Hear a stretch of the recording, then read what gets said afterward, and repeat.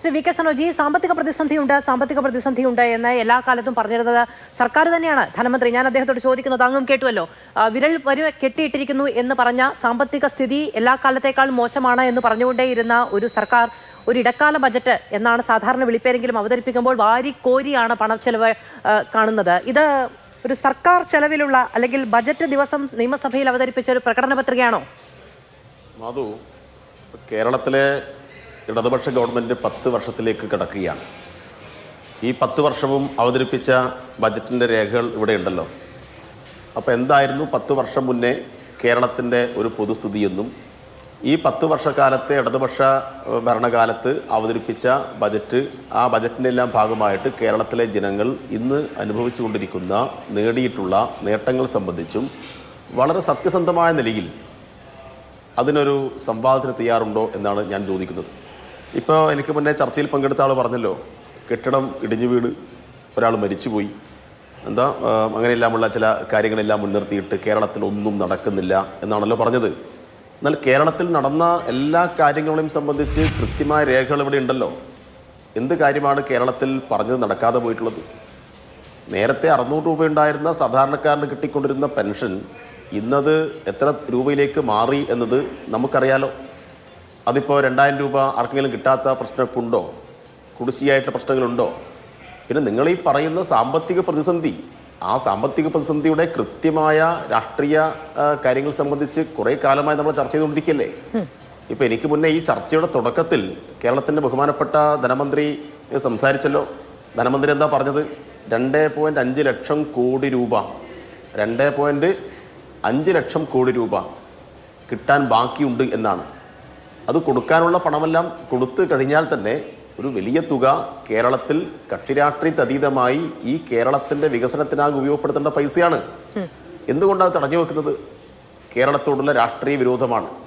അപ്പോൾ കേരളത്തോട് ഇത്രമാത്രം രാഷ്ട്രീയ വിരോധം ഇങ്ങനെ പുലർത്തുന്ന ഘട്ടത്തിൽ കേരളത്തിലെ പ്രതിപക്ഷം ഇത് നന്നായിട്ടുണ്ട്, BJP ഗവൺമെൻറ് കേരളത്തിന് കൊടുക്കാതിരിക്കുന്നത് തന്നെയാണ് നല്ലത്, എന്നാൽ ഞങ്ങൾക്ക് കുറച്ചുകൂടി എളുപ്പത്തിൽ ഇടതുപക്ഷത്തിനെതിരായിട്ടുള്ള പ്രചാരവേല നടത്താം എന്ന ദുഷ്ടലാക്കല്ലേ ഇവിടെ പ്രകടമാവുന്നത്.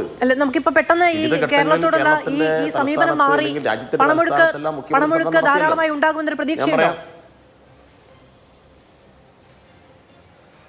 അല്ല, പണം കണ്ടെത്തിക്കൊണ്ടിരിക്കല്ലേ. ഇപ്പൊ പണമില്ല എന്ന് പറഞ്ഞുകൊണ്ട് ഈ സാധാരണക്കാരന്റെ അവകാശങ്ങൾ, അവർക്ക് കിട്ടേണ്ട ആനുകൂല്യങ്ങൾ, കേരളത്തിന്റെ പൊതുവികസനം എല്ലാം തടഞ്ഞു വെക്കാൻ വേണ്ടി കഴിയുമോ?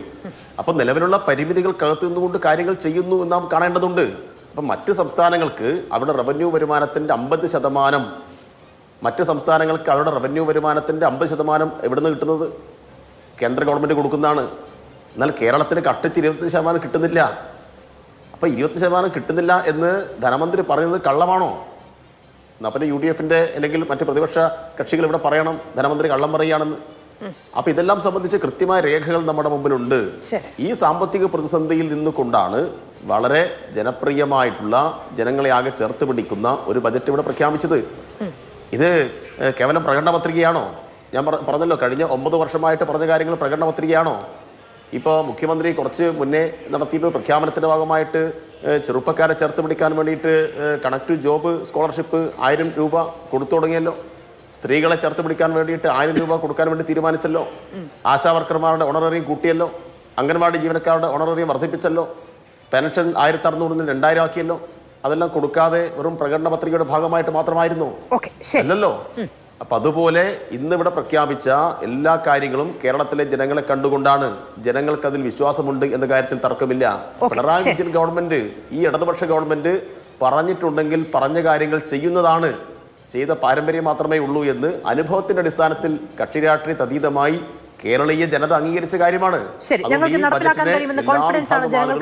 നല്ല ആവേശത്തോടു കൂടി കാണുന്നു എന്നാൽ കാണാൻ വേണ്ടി കഴിയുക എന്നാണ് പറഞ്ഞത്. ഇത് ഞങ്ങളുടെ കോൺഫിഡൻസ് ആണ് എന്നുള്ളതാണ്. അതിനിടയ്ക്ക് പറഞ്ഞൊരു കാര്യം ആശാവർക്കർമാരുടെ ഓണറേറിയം സംബന്ധിച്ചാണ്. ആശാവർക്കർമാരുടെ ഓണറേറിയം വർദ്ധിപ്പിക്കാൻ സംസ്ഥാന സർക്കാരിന് കഴിയില്ല എന്നായിരുന്നു ഒരു കാലഘട്ടത്തിൽ പറഞ്ഞത്. പക്ഷേ സന്തോഷം.